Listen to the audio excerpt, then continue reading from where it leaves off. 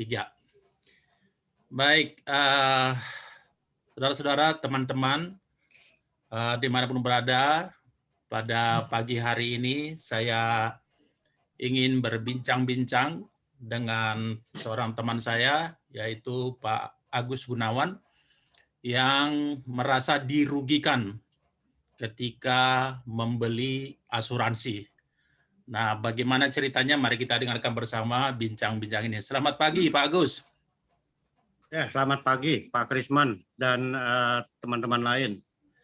Oke, Pak Agus. Siapa ya? Pak Agus tinggal di mana nih, Pak? Di daerah mana? Saya di daerah Cikarang, Pak, Kabupaten Bekasi. Oh, sekarang profesinya sebagai apa, Pak? Saya profesinya sebetulnya kalau dari bidang studi itu saya electrical engineer, Pak. Electrical engineer ya. Cuma profesi realnya ya salah satunya adalah jadi sales, Pak. Jadi sales untuk barang industri lah. Seperti motor elektrik untuk penggerak pompa, kompresor. Itu di industri adanya sih. Ya. Ya, bagaimana nih ceritanya, Pak Agus, kok bisa sepertinya apa yang dijanjikan oleh agen tidak sesuai dengan kenyataan. Bagaimana kisahnya kok bisa membeli asuransi dulu, Pak? Ya sebenarnya sih, Mas, sebenarnya sih gini Pak ya. Jadi saat itu memang 2010 tuh perlu asuransi, ya asuransi karena salah satunya paling utama tuh sebenarnya proteksi. Tapi saat itu yang lebih populer itu kan kita tahu sendiri lah, 11 tahun yang lalu itu asuransi itu bisa dibilang semuanya menjualnya konsep itu yang bermasalah itu, Pak. Konsep unit link gitu. Unit link ya. Iya. Apa inisial Bahkan nama asuransinya, Pak? Ya 3 huruf itulah, Pak. Oh. 3 huruf, saya nggak usah sebut namanya, Pak ya. Ya, yang inisial huruf pertamanya itu A ya, Pak ya? Ya, betul, Pak. Kurang lebih seperti itu. Terus bagaimana kau bisa membeli asuransi, pendekatan dari siapa, Pak itu? Pendekatan sebenarnya sih itu kalau mereka tuh hanya menjual mereka menjual, memang profesinya dia agen asuransi gitu, Pak. Jadi menjual beberapa asuransi termasuk asuransi rumah dan sebagainya. Itu kalau bisa disebutkan namanya, personalnya itu JG. Inisial aja, inisial. Iya, JG. J dan G. Gitu. Oke. Dan saat itu memang promosinya luar biasa, Pak. Bisa-bisanya dia bilang ini jadi satu investasi yang akan tumbuh berkembang sesuai dengan waktu, ya. Pertama itu ya. Terus yang kedua adalah in paralel kesehatan dan jiwa kita di cover. Luar biasa kan? Iya. Dan karena ini teman gereja dan sebagainya, ya saya nggak meragukan gitulah. Yalah. Jadi itu dijanjikan bahwa uang itu kembali semua ya, Pak ya? Kembali semua. Cuma memang saya lupa apakah 10 tahun apa. Tapi rasanya sih dijelaskan, Pak. Cuma nggak spesifik seperti apa. Katanya sudah 10 tahun itu bisa diambil. Selain dijanjikan uang kembali utuh dan juga cover kesehatan dan jiwa gitu, apalagi Pak yang dijanjikan, Pak? Enggak, hanya itu saja sih, Pak. Dan saya tidak pernah diuraikan yang pertama ya, untung rugi sistem itu. Yang pertama. Terus yang kedua adalah biaya-biaya polis yang tersembunyi. Itu kan ini sekali, Pak. Saya baru tahu belakangan itu ada biaya-biaya polis. Ada biayanya kita nggak tahu. Dulu dijanjikan hanya naik tahu. terus ya. Jadi hidden cost. Bapak bayar berapa, Pak, per bulannya, Pak? Per bulan saya tuh dari 2 polis 1,5 juta, Pak. 1,5 juta. Selama 10 tahun, 10 tahun 1 bulan, 10 tahun plus 1 bulan, plus tahun pertama, kedua, dan ketiga, akhir tahun pertama, kedua, dan ketiga, saya harus bayar top up. Itu berapa itu lagi tambahannya? 5 juta. Tambahin aja, Pak. Oh, 5 juta ya. Jadi Bapak udah tutup ini? udah tutup akhirnya karena apa ya? Saya tutup Pak karena nggak pernah jelas. Bahkan saya sih memang ditakut-takuti oleh unit manajernya ya. Jadi agennya menyerah karena saya terus push Pak. Jadi tahun ke-10 itu sudah minus sampai 80%, alias sekitar 180 juta. More or less segitu ya. Jadi saya diserahkan ke unit manager, ke atasannya. Terus ngomongnya juga enak aja. Bilangnya harga saham lagi turun Pak. Karena harga saham turun. Saya bilang yang bener aja. Saham turun dari mana? Waktu saya buka polis itu IHSG itu 2.900. Sekarang saya niat tutup tuh IHSG 6.000. Langsung atau tidak langsung IHSG itu tidak menunjukkan harga saham turun. Dan lagi pula kalau harga saham turun, ya itu yang menjual akan disuspend oleh Jakarta Stock Exchange. Saya kurang lebih dasar-dasar ininya sih saya ngerti. Ya, saya juga agak bingung Pak. Saya 10 tahun itu tidak pernah ada informasi bahwa saham naik. Menurut saya kalau 10 tahun saham turun ya udah tutup, itu bangkrut perusahaan gitu. Iya udah tutup Pak. Makanya agak sangat aneh gitu ya. Jadi yang Bapak Mungkin sudah bayar gitu. premi totalnya berapa Pak? Premi yang sudah dibayar, terus yang kembali berapa?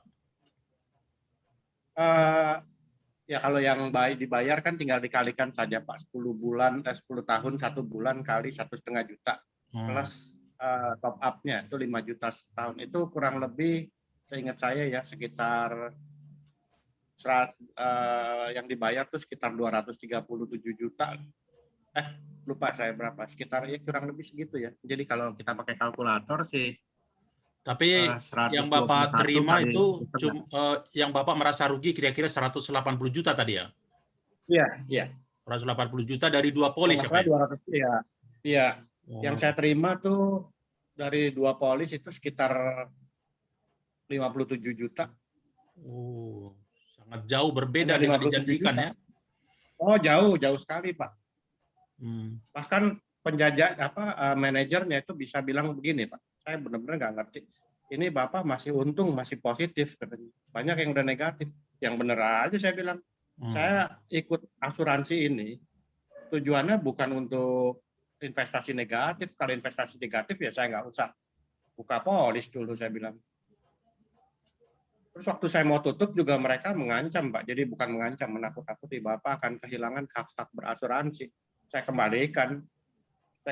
Saya berasuransi 10 tahun lewat 1 bulan hasilnya minus 180 juta. Buat apa saya teruskan, kan saya harus terus bayar. Sementara Anda tidak bisa menginformasikan kapan akan naik.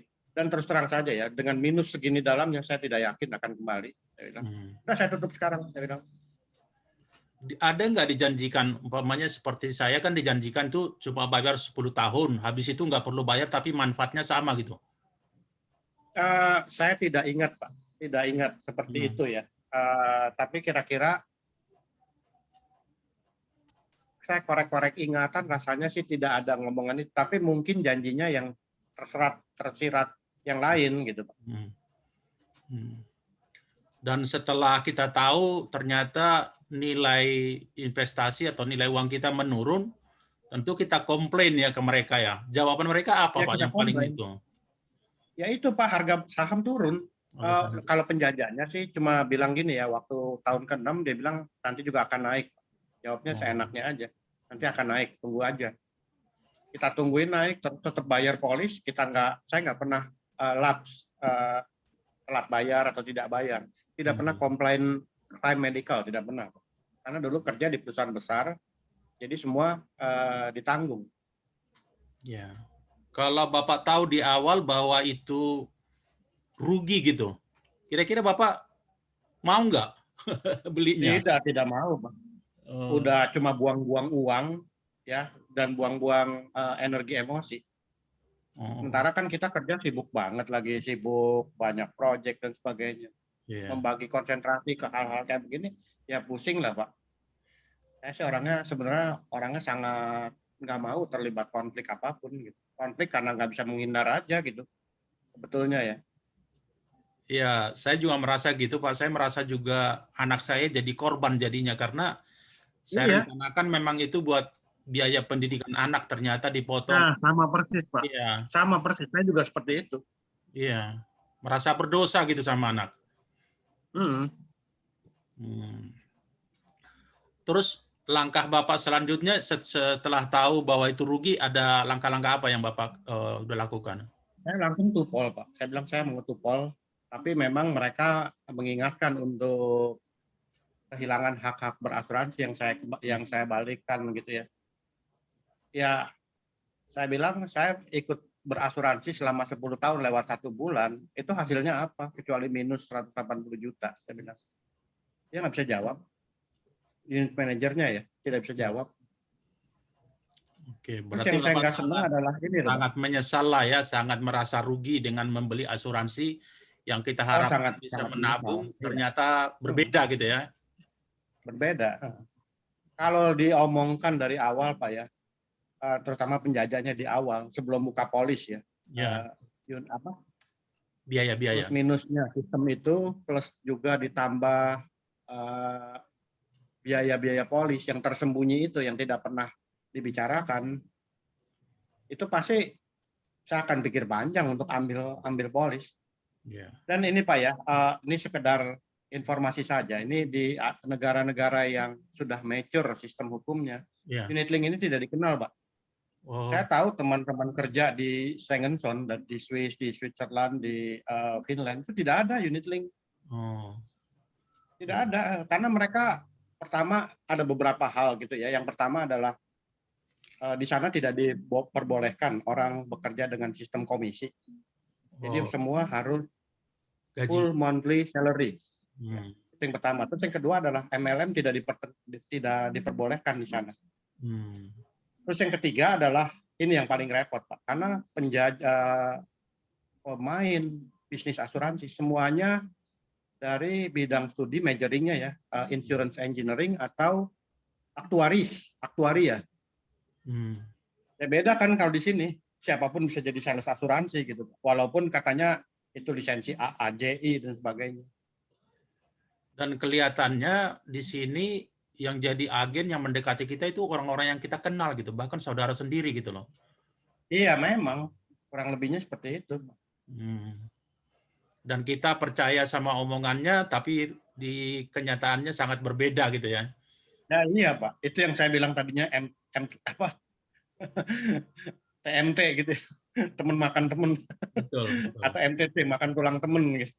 Karena saya 2 orang itu, satu saudara malah dekat rumah, satu lagi teman bisnis. Dua-duanya sama menjanjikannya, tapi faktanya sangat berbeda gitu. Jadi benar-benar di tahun di bulan yang berbeda, tapi cara menjualnya itu sama persis menjanjikannya.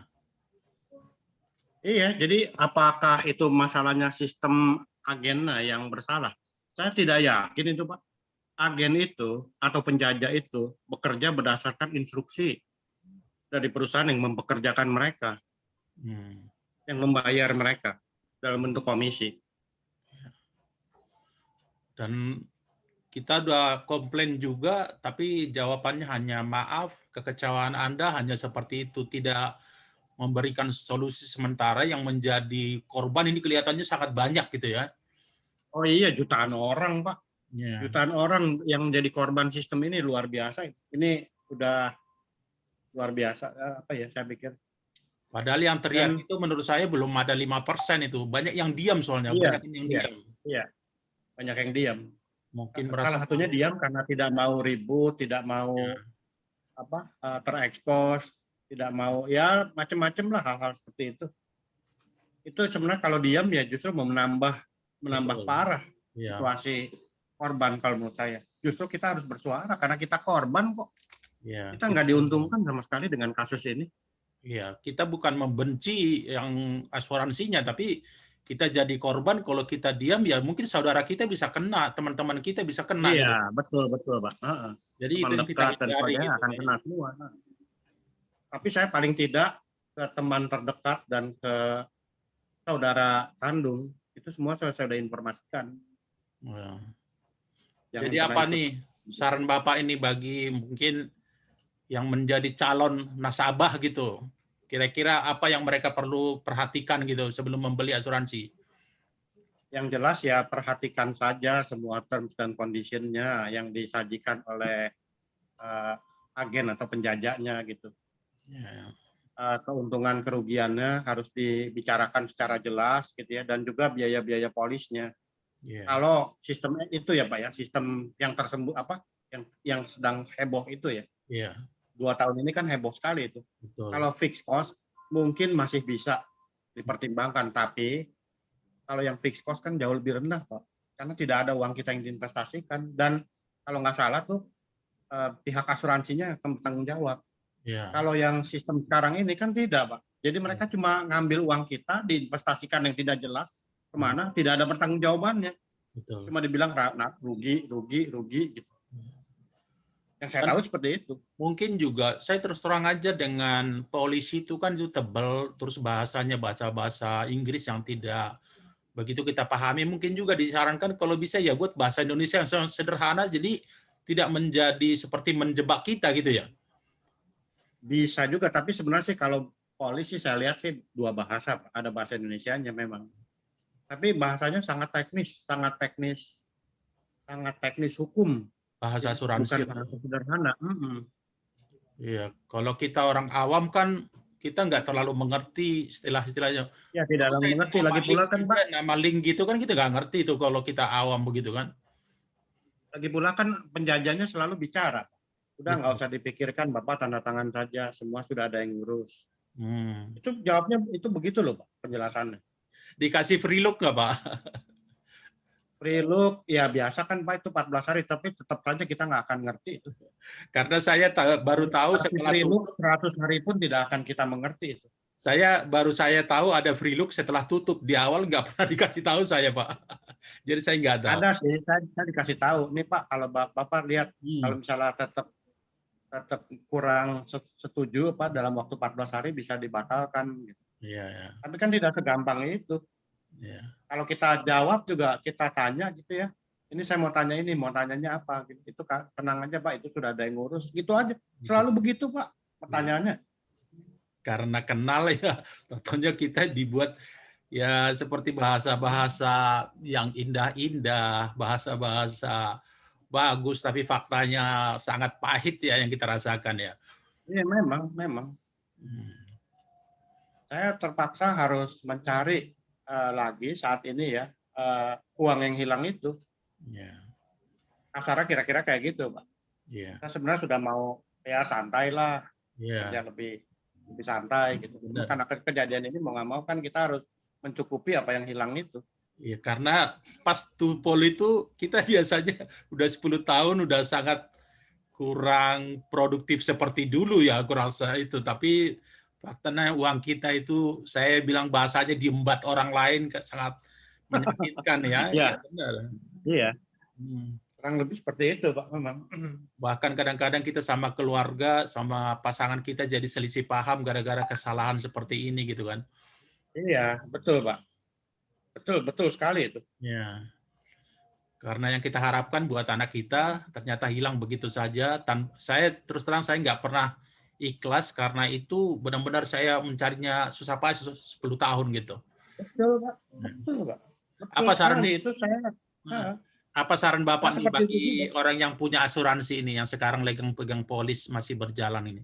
Kalau saran saya, kalau bisa saya sarankan, selama polisnya masih belum ditutup, cek saldo pertama-tama. Kalau sudah negatif terlalu jauh tutup, jangan ragu-ragu. Ya, Karena kalau dibiarkan itu akan menggali lebih dalam lagi. ngomong lagi ya. Itu alasannya jelas kok. Mereka ngomongnya cuma harga saham sedang turun, ini Ya. turun, ini turun. Sesuatu yang sebenarnya tidak pernah dibicarakan di depan. Juga kejujuran Kita dari kan beli agen saham, yang istilahnya berjualan ya. beli saham kan nggak pernah bilang ke kita, nggak pernah bilang ke nasabah. Cuma kita diharuskan membayar preminya itu yang diberikan saham. Betul betul. Oke Pak, apa nih saran terakhir nih? Beberapa kalimat terakhir nih buat teman-teman semua, mungkin yang sudah jadi korban juga. Saran saya sih, selama asuransinya yang dijual sistem yang bikin rugi itu, jangan pernah ikut. Jangan pernah ikut dari awal, jadi tidak ada kerugian sama sekali. Kalau sudah ada yang ikut tapi mau kerugian, tolong cek saldo. Yang kedua, kalau masih rugi sekitar 10-20% dari estimasi yang mereka sendiri yang buat ya. Ya. Perusahaan asuransinya sendiri yang buat. Kalau udah 10-20% itu masih bagus sebenarnya rugi segitu. Ambil, tutup. Karena seperti Dan saya yang saya rugi tidak senang adalah ini, 60% Pak. saya. Iya. Yang saya tidak senang juga adalah istilah surrender policy itu loh. Surrender form. Ya, menyerah gitu ya. Saya protes itu. Saya protes itu. Surrender itu kan artinya menyerah. Ya, menyerah. Saya tidak menyerah, saya bilang. Saya mampu terus membayar. Selama sesuai dengan estimasinya yang Anda sendiri yang buat, saya bilang. Saya tidak surrender loh. Tidak menyerah. Mampu terus membayar. Oke. Tapi jawabannya simpel aja, itu dokumen persyaratan yang dibutuhkan Pak, namanya surrender form, gitu saja sih. Oke. Baik Pak Agus, saya pikir cukup ngobrol-ngobrol kita pagi ini, mungkin lain kali bisa kita diskus lagi. Dan kelihatannya Bapak nih lagi ada kesibukan lain, kelihatannya udah buru-buru. Enggak, santai aja Pak. Saya sekarang kan Zoom, semua tuh Zoom Pak. Jadi Zoom ya, kerja dari rumah. Working from home ya. Jadi kalau misalnya saya kemarin mau ke ini Pak, mau ke kantor, memang jauh ya. Jadi masalahnya adalah kalau naik mobil tuh saya males nyetirnya karena di Serpong Pak.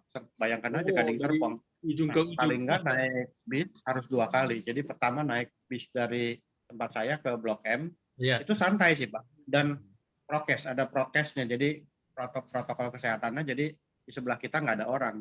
Itu aman. Tapi nanti dari Blok M-nya yang susah tuh. Kecuali kalau nanti dapat batas, itu tetap under prokes juga kan Pak ya. Under protokol kesehatan. Tapi kalau bis yang lain, batas atau apa di luar, itu kan nggak dijamin Pak. Oke, baik Pak Agus, untuk waktunya di pagi hari ini yang sangat berharga.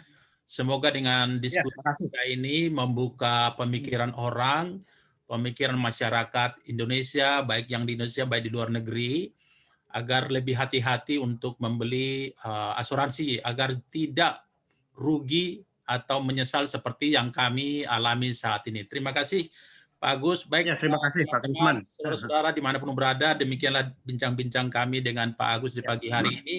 Tetap jaga kesehatan, tetap semangat. Terima kasih, selamat pagi. Ya, makasih Pak Trisman Damanik. Mari Pak.